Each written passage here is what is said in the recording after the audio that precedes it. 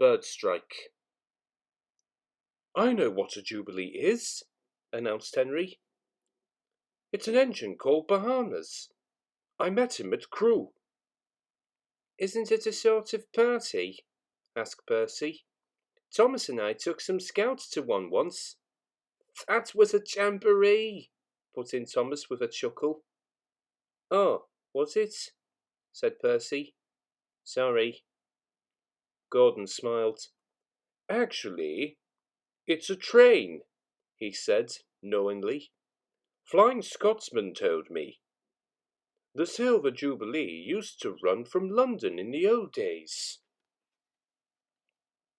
"But we're not London," objected Henry.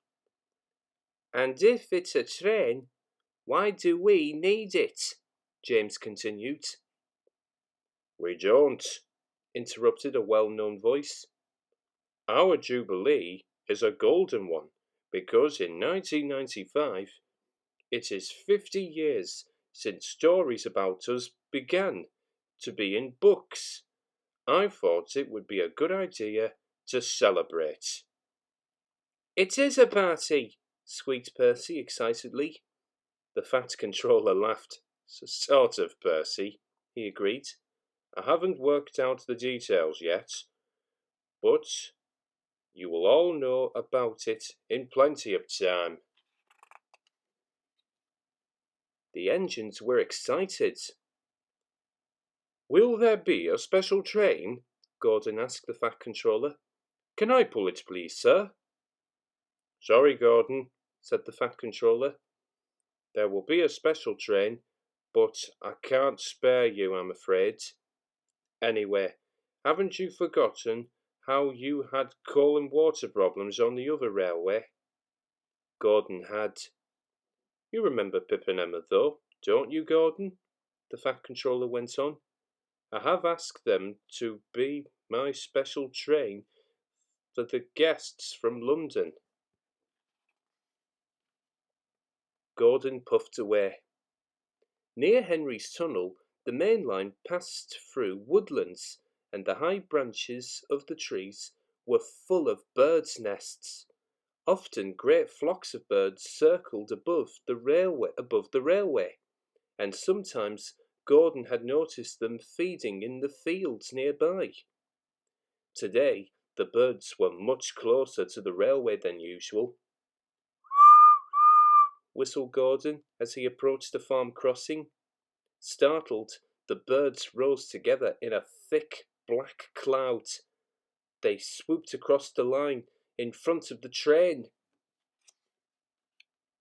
One bird, larger than the others, had been perched on a gatepost beside the line. It flew so close to Gordon that its wings almost brushed his nose. As it did so, there was a bump, and Gordon felt his brakes come on.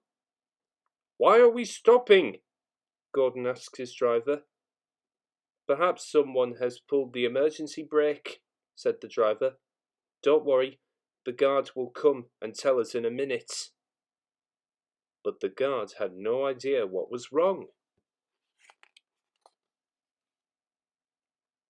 "There must be a leak in the brake pipe," said the fireman. He inspected the pipe from one end of the train to the other, but he could find nothing wrong. "I can't understand it," said the driver, scratching his head. "There's no leak anywhere, yet the brakes are hard on."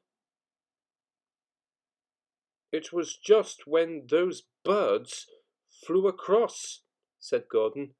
"One nearly hit me, and there was a bump."